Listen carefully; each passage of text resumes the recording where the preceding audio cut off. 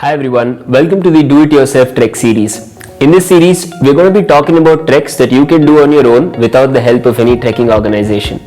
I'm Vishnu Bene from India Hikes.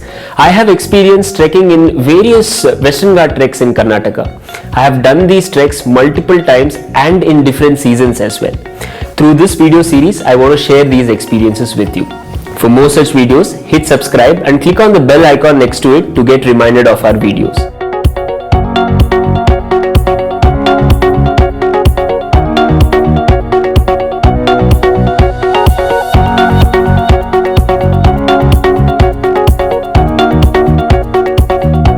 In this video, I'm going to be talking about two things, the best time and the weather on the Kudremukha trek. Let me first tell you when the trek is accessible. You can do the Kudremukha trek only from June to December. This is the time of the year when it is safe for you to step onto the trail. In the other months, that is from January to May, the trek remains closed for trekkers due to the scare of forest fires in the summer and the lightning strike scare in the pre-monsoon season. The forest department closes down the permissions for the Kudremukha trek during these months. Having said that, the best time to do the Kudremukha trek is from June to September. This is the monsoon season and you can experience the entire trek in its grandest state. Lush green grass and meadows stretching all the way to the horizon. There is flowers that you would be trekking in, and the streams of course will be flowing in its complete glory, and this is the ideal time to go do the Kudremukha trek and the best time as well. The second best time to do the Kudremukha trek is in the retreating monsoon season. That is from October to December. This time you experience very little rainfall or almost no rain, you can say. This is the time when there is a lot of cloud play that is involved. I would just go do this trek to experience the drama of the clouds that unfolds in front of me. If you are a photographer and you want to take great photos on this trek, September is a month for you to go. The monsoon season would have just ended. There is intermittent rainfall at this time. This creates a haze around in the air which sets it up for you to take great photographs on the trek. There are a couple of other important things that I want you to remember about the weather on the Kudremukha trek.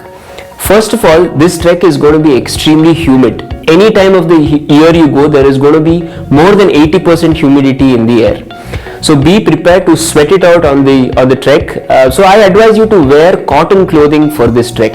This helps absorb the sweat better. The second thing is that the Kudremukha trek is known for its very strong winds. So if you are anywhere on the trek facing towards the west side and you're on slightly open grounds, you're going to experience very strong winds. That is why when you are on the summit of Kudremukha itself, which is facing towards the sea, it's very difficult for you to stay there for a longer period of time because of the strong winds that you experience.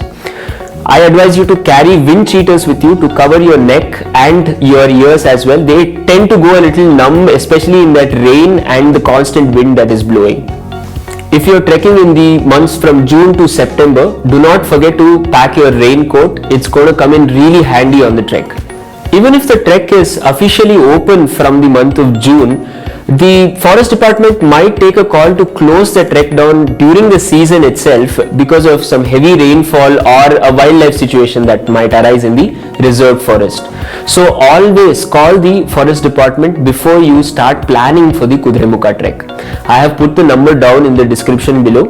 Along with that, I have put a couple of homestay owners who live very close to the forest department. Their numbers also I have put it down in the description. In case you are not able to reach the forest department due to some network issue, you can call the homestay owners and find out what is the current condition on the trail before you actually start planning for this trek. Check out my other video on how to plan the Kudremukha trek. I speak about the travel, the food, the stay and also the permissions that you need for the Kudremukha trek. For more such videos, hit subscribe and click on the bell icon next to it to get reminded of our videos. For more information on the trekking world itself, you can follow us on Facebook, Twitter and Instagram.